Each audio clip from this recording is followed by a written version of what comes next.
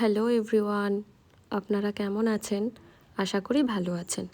সেদিন ছিল মামার বাড়িতে লক্ষ্মীনারায়ণ পুজো, আর এটা হচ্ছে সেই দিন দুপুরে খাওয়ার মেনু। খুবই সিম্পল রান্না হয়েছিল।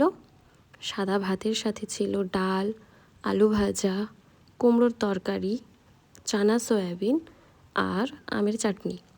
বাইরে এত হাবিজাবি খাওয়া হয়, এই গরমে এরকম একটা সিম্পল খাবার যেন অমৃতই লাগছিল সেদিন। তার উপর পুজো বাড়ির খাওয়া দাওয়া, এতে তো এক আলাদা স্বাদ থাকতেই হতো। রান্না করেছিল মায়ের কাকু, মানে আমার দাদু। রান্নার কিছু ক্লিপ আছে, যেটা পরের ভিডিওতে শেয়ার করব। এটা এক বার্ষিকী পুজো, যেটা প্রত্যেক বছরই ধুমধাম করে বৈশাখ মাসে করা হয়। এই বছর আমার মামারা মামিরা, তারপর মায়ের দুই কাকু, মানে আমার দাদু দিদা যারা বাইরে থাকে তারা আসতেই পারেনি, তাই ছোট্ট করে পুজোটা হয়েছে।